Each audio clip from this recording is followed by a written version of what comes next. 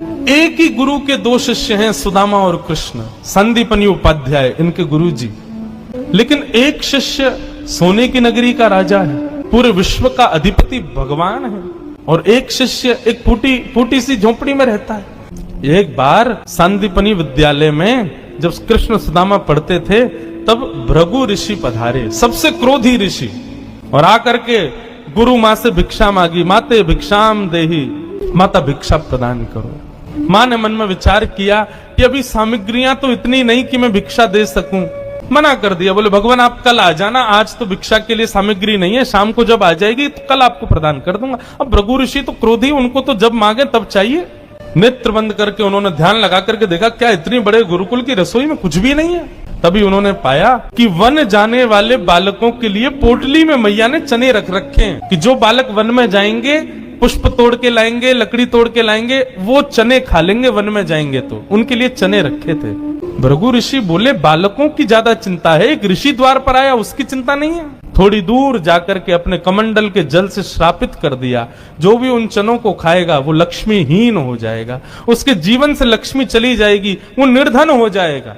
जिस समय भृगु ऋषि श्राप दे रहे थे, सुदामा जी वहीं एक वृक्ष के पीछे बैठ करके कुछ पुष्प तोड़ रहे थे। जैसे ही श्राप दिया, सुदामा जी पहले तो चाहते थे कि मैं जाकर के ये संकेत कर दूं कि भाई उन चनों को मत खाना, उनको श्राप लगा है। लेकिन तभी गुरुकुल जाते समय देखा कि सामने से अपने दोनों कमर पर पोटलियां बांध करके कृष्ण चले आ रहे हैं। सुदामा जी बोले लाला कहां जा रहे हो? बोले आज तोकू और मोकू वन में जावे की सेवा मिली है, मोए और तोए वन से पुष्प और तुलसी तोड़ के लानी है, लकड़ी तोड़ के लानी है। चल देख गुरु मैया ने वन में खावे के काजे चना भी दिए, दोनों प्रेम से पाएंगे और प्रेम से वहां से बढ़िया सब कछु लेके आएंगे। आज बालकन में हमारो नंबर आया हो वन में जावे को। सुदामा जी की नजर पोटलियों पर पड़ी, बोले कन्हैया कहीं खा नहीं ले, फेंक देंगे तो कहीं अंकुरित होके वृक्ष बन गए, कोई भी खाएगा तो लक्ष्मीहीन हो जाएगा, मेरो कन्हैया खा लेगो तो लक्ष्मीहीन है जाएगो। सुदामा जी जिद करने लगे, बोले सुन तू बाकी के सामान रख अपने पास, ये पोटली मोह दे दे मैं बांधू अपने कमर पे। ठाकुर जी बोले क्यों, मैंने बांध तो रखी। बोले तेरो भरोसा ना है, तो को भूख लगेगा तो मेरे बटके ने खा जाएगा, मोकू दे, जब भूख लगेगी तो दोनों बांट के खाएंगे।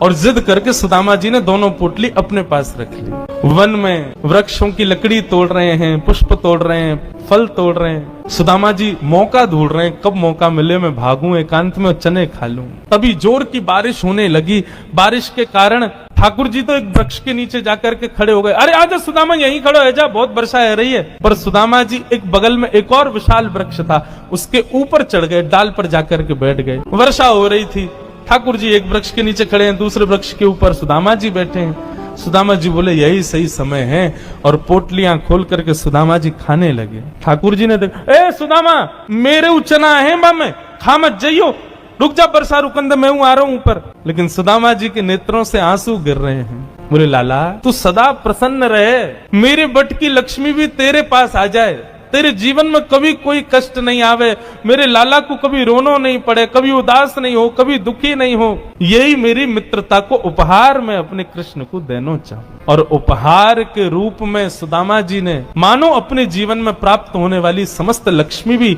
श्री कृष्ण के चरणों में पधरा दी, और दोनों पोटली के चने स्वयं सुदामा जी खा गए। द्वारिकाधीश कृष्ण उस दिन तो सोच रहे थे कि सुदामा तूने एक बार भी विचार नहीं किया कि मेरे भी चने थे उसमें, पा गया। सुदामा जी क्षमा मांगने लगे, बोले माफ कर दे लाला, भूख ज्यादा लगी हमारे, खा गए हो। लेकिन वास्तविकता कौन जाने। सुदामा जी महाराज फटी टूटी झोपड़ी में रहते हैं, उधरी हुई धोती पहनते हैं, अन्न जल का तो कोई ठिकाना ही नहीं है, ऐसे घर में रहते हैं। पत्नी बोली द्वारिकाधीश आपके मित्र हैं, आप जाते क्यों नहीं कभी उनसे मिलने? सुदामा जी बोले कहीं मेरी दशा देख करके कोई ये ना सोचे गरीब है, भिखारी मांगने आया, इसलिए मुझे अजीब लगता है। और दूसरी बात ये कि मैं कृष्ण का सखा हूं, और कृष्ण तो बढ़िया राजकीय वेश में रहता है और मैं ऐसे रहता हूं, कोई मुझे देख करके कहीं ये ना सोचे ये कैसा सखा ठाकुर जी का, इसलिए मुझे लगता है कि मैं यहीं से ही उनको भज लूं, उनके पास ना जाऊं। सुदामा जी की पत्नी ने सौगंध दे दी, तुम्हें मेरी सौगंध है, जाओ द्वारिकाधीश से मिलके आओ।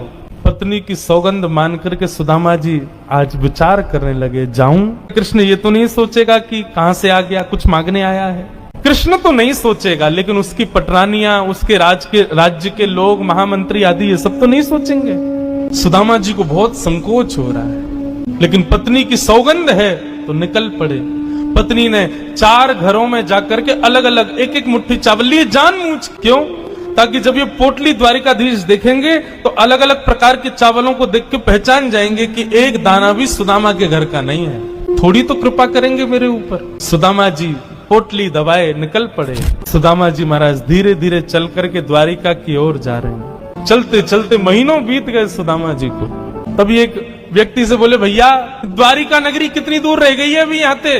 व्यक्ति हंस करके बोला, भगवान आप गलत आ गए हो। बोले गलत? कितनी दूर आ गए? बोले अभी आप कम से कम 50 कोस और पीछे जाओ, वहां से एक रास्ता मुड़ेगा, वो द्वारिका को जाता है, आप तो कहीं और पहुंच जाओगे अभी। सुदामा जी महाराज बोले, भले पधारे भैया द्वारिकाधीश। चलते चलते चलते मैं तो वैसे ही आधो और आधो रह जाऊंगा, मुझे तो लगे मेरे प्राणी निकल जाएंगे, मैं द्वारिका पहुंच ही ना पाऊंगा। अब लाला तू वैसे तो हमारे हृदय में बैठो है, चल के तो हम पता ना कब पहुंचेंगे, लेकिन लाला तेरी अगर इच्छा हो तो तू ही बुला ले अब मुंह। और ऐसा कह के सुदामा जी वहीं एक वृक्ष के नीचे लेट गए। जैसे ही लेटे थोड़ी बहुत देर में ही उनको थोड़ी ध्वनि सुनाई देने लगी। नेत्र खोल करके देखा, सोने की नगरी है, चारों ओर जय श्री कृष्ण जय श्री कृष्ण जय श्री कृष्ण नाम की ध्वनि आ रही है। सुदामा जी महाराज थोड़े प्रसन्न हो गए। बोले भैया ये कौन सी नगरी है? किसी व्यक्ति से पूछा ये कौन सी नगरी है? बोले भगवान ये द्वारिकापुरी है। मेरे कृष्ण मित्र की नगरी द्वारिका? बोले हाँ ये द्वारिकाधीश की नगरी द्वारिका। सुदामा जी तो नाचने लगे, जय हो वारे कन्हैया तेरी कृपा। भैया ये द्वारिकाधीश कहाँ बैठे होंगे? बोले सामने जो महल दिख रहा है इसी के राजा हैं द्वारिका, आप चले जाओ। सुदामा जी गए द्वारपालों से जाकर के बोले, भगवान मेरी फटी हुई धोती और मेरे पतले दुबले तन को देख करके आप ये मत सोचना मैं गरीब हूँ कुछ मांगने आया हूँ। पहले ही स्पष्ट कर दिया मैं कृष्ण का सखा हूँ। हम दोनों एक साथ एक ही गुरुकुल में पढ़े हैं, नाम मेरा सुदामा है। आज अपने सखा से मिलने आया हूँ, आप कृपा करके उनको जाकर के ये बता दीजिए। और सुनिए, यदि वो बहुत व्यस्त हो तो उनको परेशान मत करो, आपके इतने बड़े महल में कोई खिड़की हो वहां से मुझको उनका दर्शन करा दो, मैं तो केवल उनको देखने आया हूं। द्वारपालों ने बंधुओं ससम्मान सुदामा जी को बिठाया। कहा महाराज द्वारिकाधीश प्रसाद पा रहे हैं, हम फिर भी निवेदन कर देते हैं। भीतर जाके द्वारपालों ने जैसे ही बताया द्वार पर आपके सखा आए हैं, बचपन के मित्र हैं, नाम उन्होंने सुदामा बताया है। सुदामा नाम सुनते ही भगवान खा रहे थे, खाते खाते रुक गए। बोले क्या नाम बताया? बोले सुदामा। मेरे बचपन के सखा सुदामा आए हैं बाहर? बोले हाँ नाथ सुदामा जी आए। आप प्रसाद पा लीजिए, हमने उनको कह दिया है आप जब निवृत्त हो जाएंगे तब दर्शन कराएं। भगवान बोले प्रसाद ये आवश्यक है? मेरे मित्र आए सखाएं बाहर खड़े, तुम उनको बाहर ही छोड़ के आ गए। भगवान आज पहली बार बीच प्रसाद से उठ गए, दौड़े। महामंत्री सेनापति पत्नियां सब दौड़ रही हैं, ऐसा कौन आ गया जिसके लिए भोजन छोड़ के भागे? द्वार पर दीनहीन सी अवस्था है, सुदामा जी खड़े। भगवान ने जाकर के हृदय से लगा ली। बार बार उनके मुख को देखते हैं, फिर हृदय से लगाते हैं, फिर देखते हैं, फिर हृदय से लगाते हैं। अपने गले में गलवैया डाल करके लेकर के चल रहे हैं, फिर चलते चलते पता नहीं क्या होता है, ठाकुर जी फिर रोकते हैं, फिर हृदय से लगा लेते हैं, फिर चलते हैं, फिर हृदय, बार बार हृदय से लगा रहे हैं और रोने लग रहे हैं ठाकुर जी। रुक्मणी आदि पटरानियों ने ऐसा दृश्य पहले द्वारिका में कभी नहीं देखा। सुदामा जी को ले जाकर के द्वारिका के सिंहासन पर बिठाया।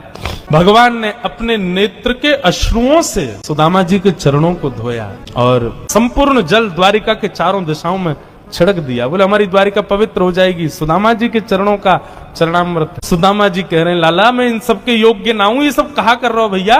ठाकुर जी बोले आप किसके योग्य हो और कौन किसके योग्य? मुझसे बढ़िया कोई नहीं जानता, चुपचाप बैठे रहो, जो कर रहे हैं करने दो। जो लक्ष्मी सदा के लिए विहीन हो गई थी उस वही लक्ष्मी आज सुदामा जी के चरण पहुंच रही है। भगवान की सुदामा जी की थोड़ी मैत्री चर्चा हुई। सुदामा जी से भगवान ने पूछा सुदामा जी ब्याह हो गए आपके? बोले हाँ लाला है क्यों ब्याह। बोले ब्याह कर लिया, हमको नहीं बुलाया? बोले लाला कर्जा लेके ब्याह कियो और वह ब्याह में भी सबन को भोजन करावे के चक्कर में मैं और तेरी भाभी तो भूखे ही रहे। 4 दिन बाद पड़ोसी ने आके भोजन दियो तब जाके तो पेट भरो। अब वहां में तो को बुलाते तो लाला तो पवानो तो बहुत दूर की बात, अब तू आते तो तेरे संग घोड़ा आते सैनिक आते, इनको ही नहीं पवा पाते। ऐसे ब्याह में फिर हम कैसे बुलाते लाला? हमारे निमंत्रण ना दियो। मेरी छोड़ लाला, तू बता तेने ब्याह कर लियो? भगवान बोले हमारे ब्याह की मत पूछो, जैसे आपका ब्याह बताने लायक नहीं ऐसे हमारे ब्याह भी बताने लायक नहीं। बोले नहीं नहीं लाला बता ब्याह भयो कि नहीं? भगवान बोले हो गया। अच्छा भाभी कहाँ है? चलो मिलवाएं भाभी से। बोले यहीं बुलाते? बोले नहीं बड़ी जगह चाहिए भाभी से मिलने के लिए। बोले क्यों?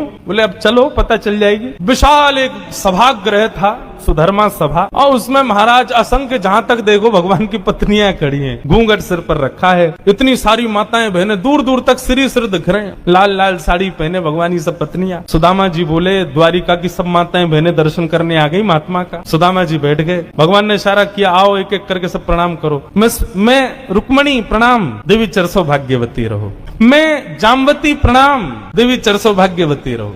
मैं सत्यभामा प्रणाम, देवी चरसो भाग्य। मैं कालिंदी प्रणाम, देवी चरसो भाग्यवती रहो। मैं भद्रा, मैं लक्ष्मणा, सब प्रणाम करती हुई 500 पत्नियां प्रणाम कर गई भगवान के। जब 1000 पत्नियां प्रणाम कर गई, ठाकुर जी खड़े खड़े देख रहे थे। सुदामा जी बोले लाला यहाँ पे आइयो, कितनी और हैं अभी? भगवान बोले 16,108। अच्छा लाला ये सब अपनी है? भगवान बोले हाँ सब अपनी। वाह लाला तेने इतने सारे ब्याह किए, 16,108। अरे भैया हमें एक में ही बुला ले तो हम भी आ जाते मालपुआ खावे। हमने एक किया वहां में नहीं बुलाया, तू नाराज है क्यों? तेने इतने सारे के एक में ही बुला ले तो। ठाकुर जी बोले कितने ब्याहों में तो मैं भी नहीं गया था, मेरे बिना ही ब्याह है गया, बिना दूल्हा के ही बारात चल गई। बोले लाला देख पतलो दुबलो सो में सुदामा 500,000 पत्नियां प्रणाम कर गई, मेरे तो अभी से बीपी हाई है गो। लाला 16,000 उनको आशीर्वाद दूंगा तो मुंह तो लगा मेरे प्राण ही निकल जाएंगे। एक काम कर, पत्नी तो 16,108 है, पति तो अकेलो तू ही है ना?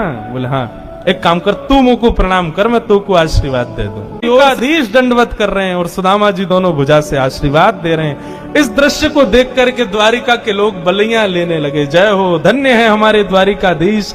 एक ब्राह्मण को कितना सम्मान देना चाहिए, द्वारिकाधीश से सीखो। अपने राज सिंहासन पर बैठा दिया, ये भी विचार नहीं कर रहे हैं कि मैं द्वारिकाधीश हूं, मैं जगत नियंता जगदाधार हूं। साष्टांग दंडवत प्रणाम कर रहे हैं सुदामा जी को। सुदामा जी उनको